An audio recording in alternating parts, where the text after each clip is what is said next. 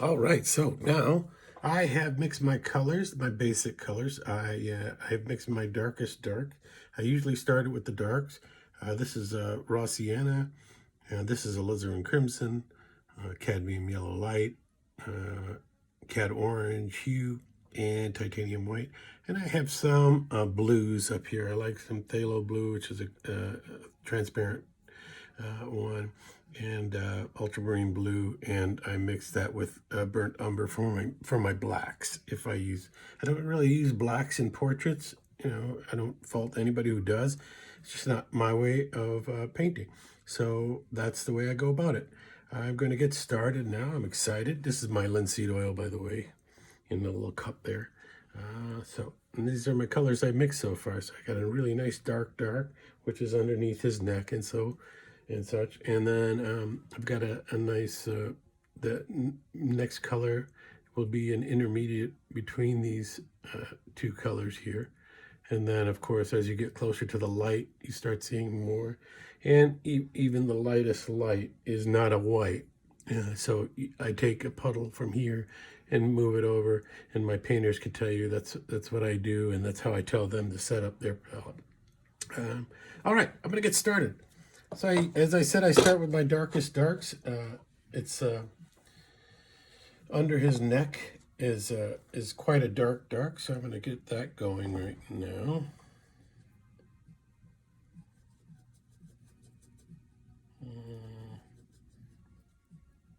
Found out I needed a little bit more on my palette, so I'm mixing a little bit more now. My darkest darks is burnt umber.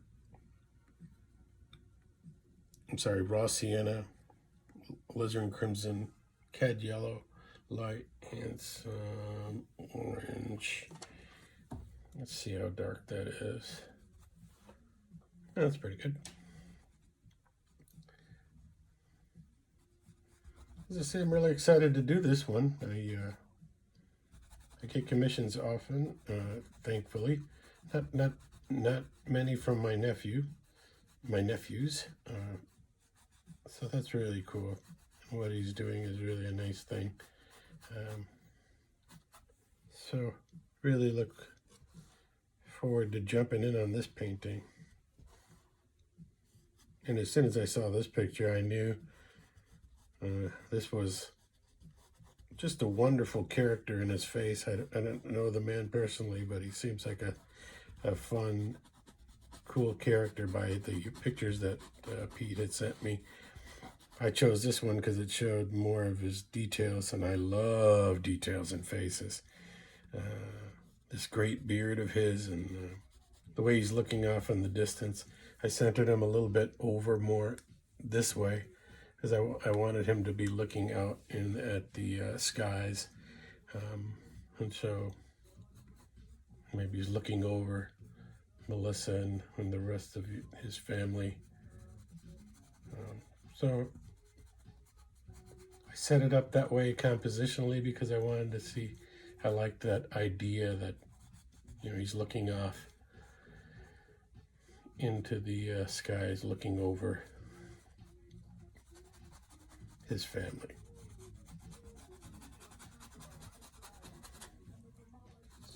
So I just kind of sketch in, basically, my darkest darks.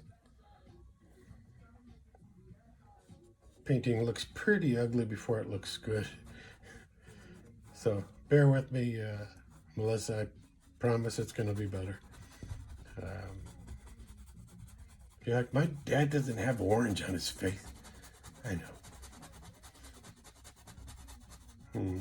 So I'm just going to get in some, and these colors may not be exactly what I end up with at the end of my painting.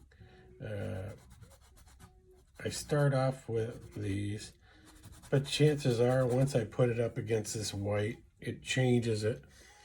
Changes the color a bit for me. So once I place my the colors, the values as they change, it starts to change the color I originally started with, just because you're not up against a stark white background anymore, And so So there's darkness under the nose.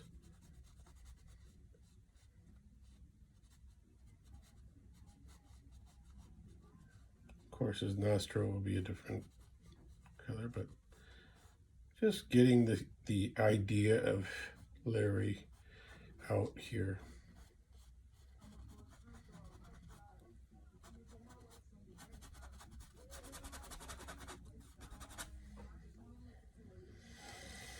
All right, I'm liking the way that's looking so far.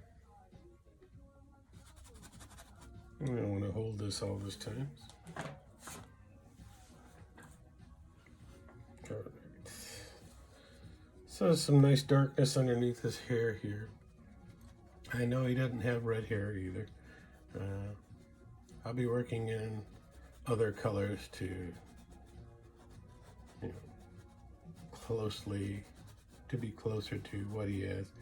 But that's the difference between a photograph and a painting. You know, the artist has his own thoughts on what he's going to paint, and so yeah, you can't tell me nothing. You know, I got kind of set in my ways in my many years of drawing, and only about 5 or 6 years of oil painting. But boy, I fell in love with it. Sure love it. I was going to do a live, but you don't get to keep the live Facebook videos, or at least I cannot locate them. And I wanted to locate them and place them onto my YouTube, and you just can't. I just can't do it. I don't know if there's something I'm doing wrong, but so no more live. Just gonna tape it and place it out there.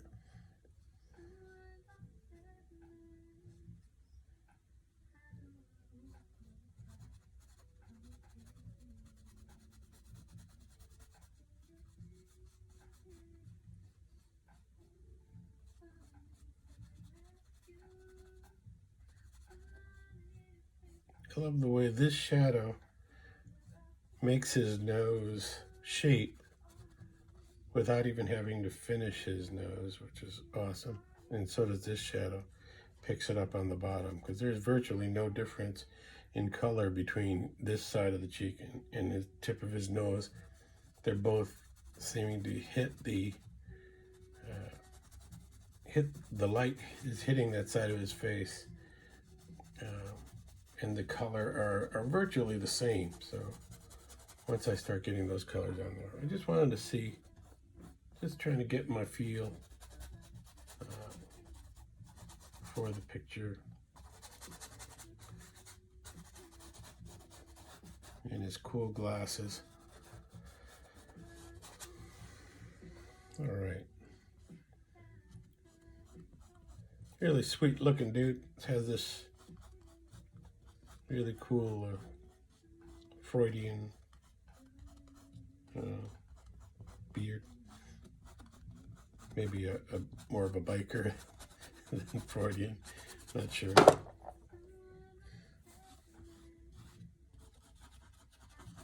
All right, that's a really cool. I'm sure it's a modern beard, but you see it a lot in older paintings and Renaissance paintings. And so I was really thrilled to see this picture.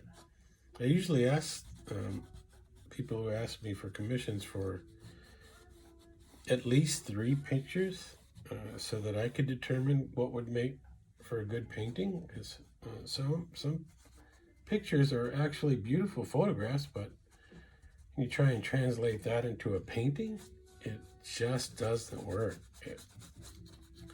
It looks horrible.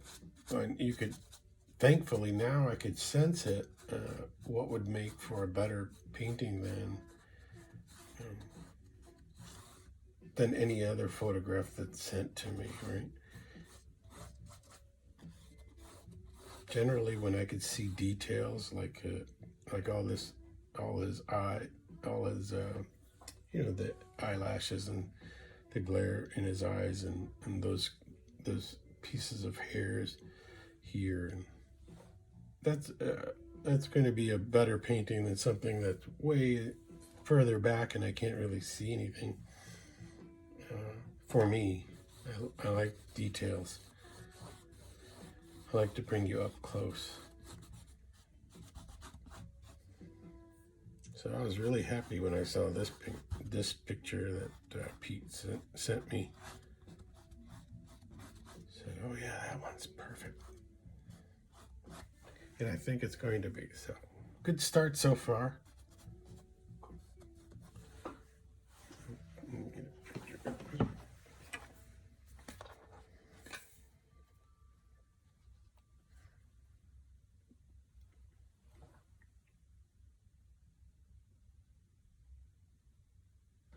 Right.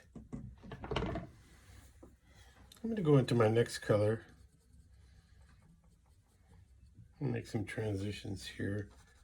Oh, that's too dark.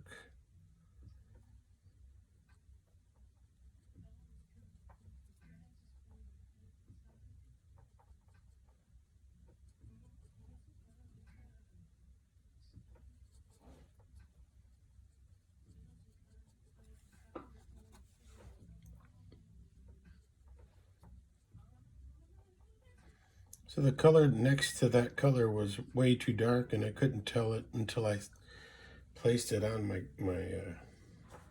canvas and realized, oh, that's a little better.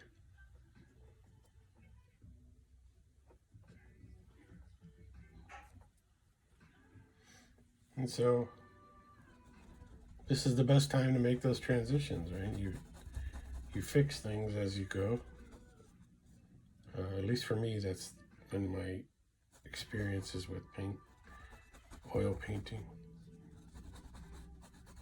Oil painting is forgiving and just a wonderful medium for me. I just love it.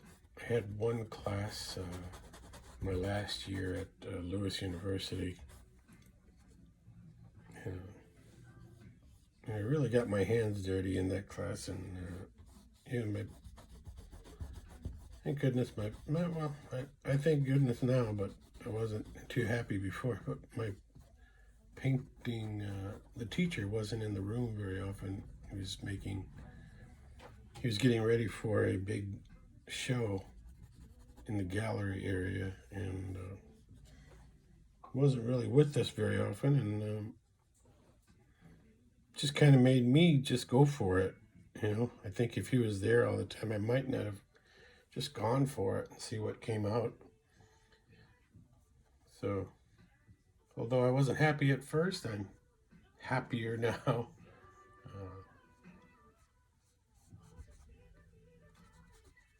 Because experimenting is, I think, the only way you're going to figure out things, not just painting, in life. In life, you figure out things as you go. Just by trying something, doing something different. If you haven't tried anything, you have no idea if you're going to like it or not.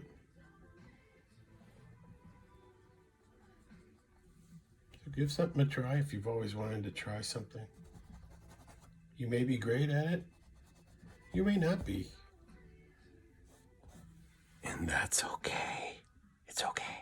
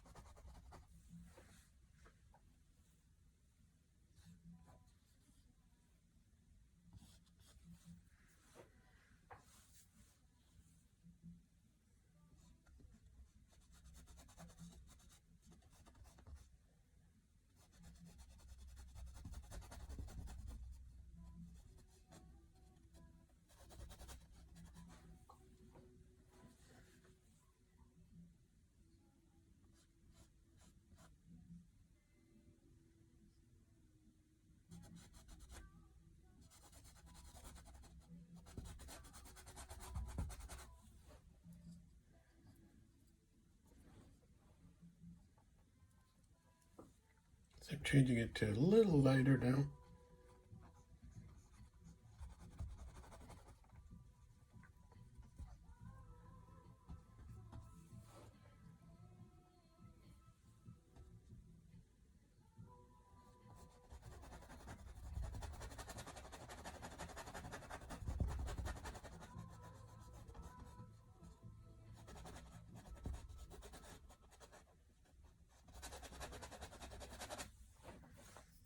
Yes, I haven't changed my brush either. I've gotten some of the paint off of it and then moved on to my lighter and the next lighter. It's all kind of homogeneous or kind of relates.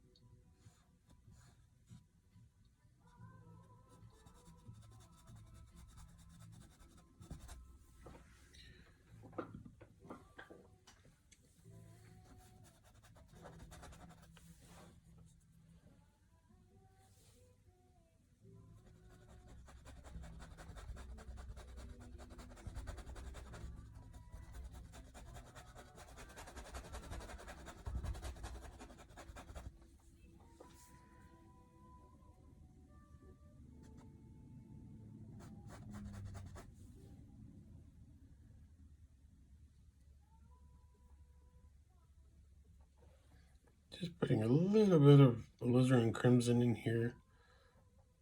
I want it a little warmer.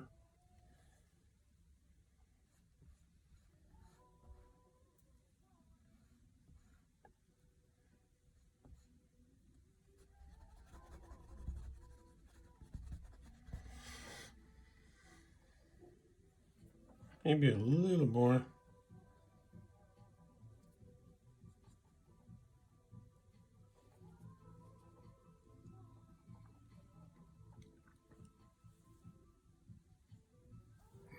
That's better.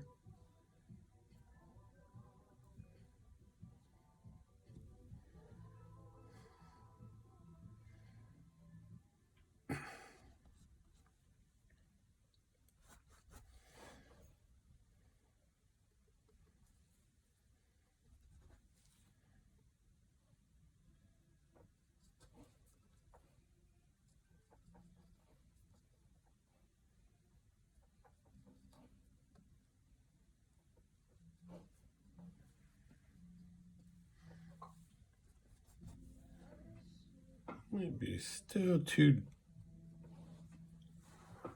dark. I'm gonna switch brushes now. I don't want to get too tight yet.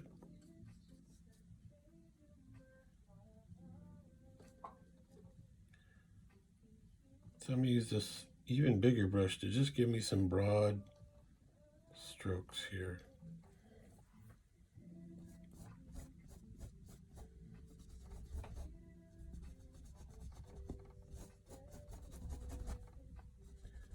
That's better.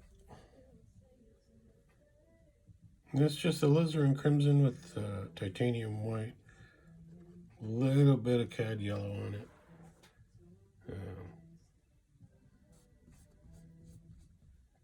This is where the light is hitting that side of his face.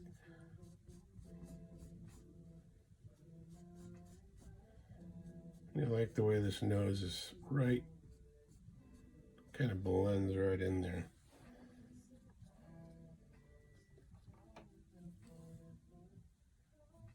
Just want to stay true to the light. As I always talk about the light source is if you could stay true to the light source, get your forms right, your shapes right, you should end up with a pretty good painting. And if you study the details, you shouldn't. Oh, geez. There's yellow on my brush, and I didn't know. I didn't want to do that. Switching brushes.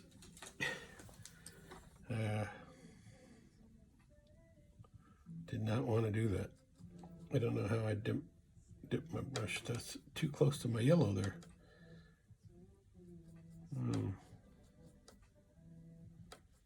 Anyway, you'd have a really good painting, but it may not look like that person until you really get into the details of that person. So yeah, that's better. I'm kind of scumbling this one in. Scumbling is just pushing it back and forth. I'm not being too careful, really. My brushes are pretty large here. I think this one's a 7 or 8 or 7 or 6. But I'm just pushing in some of my colors. I should have a pretty good idea of how this painting is going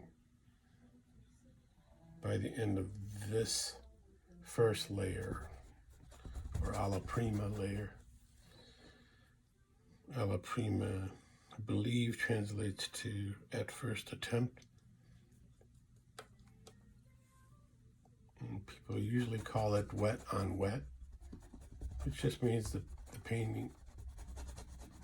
the whole painting is wet, and you are just adding wet on wet, wet paint onto wet paint. So it hasn't dried quite yet. So I'm making those transitions too, as you can see here. This cool line on his face, and then from his eyebrows.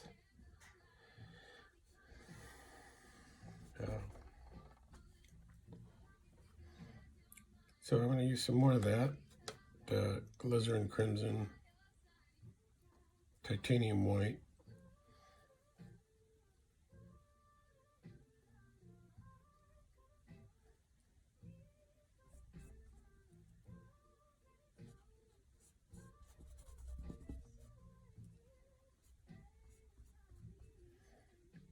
for those of you who bought my paintings, I really do appreciate it.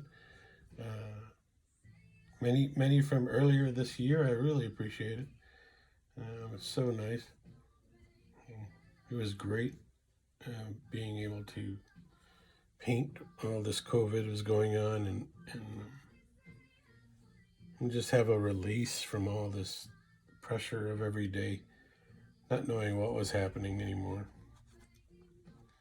But painting was my release, and thankfully I'm back to work now, and I don't yet get to see the kids, but at least I get to see some of my friends at school, and that's been great.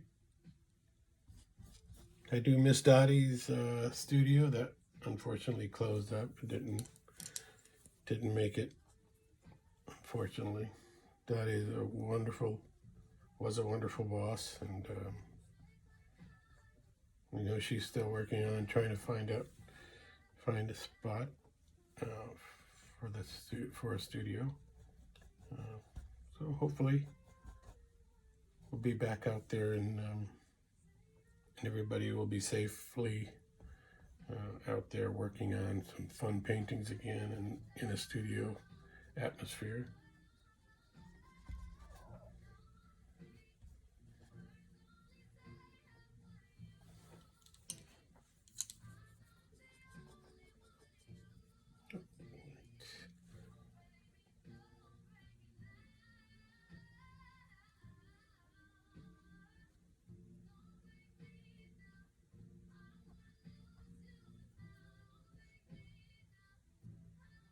That comes in just a bit further than I originally drew it. Yeah, it's better.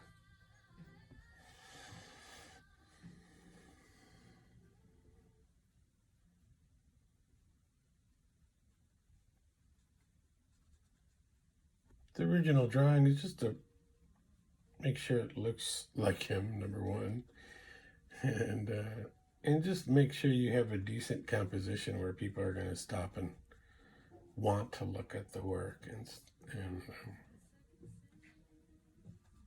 so, as I was talking about before, just placing them on the canvas in such a way that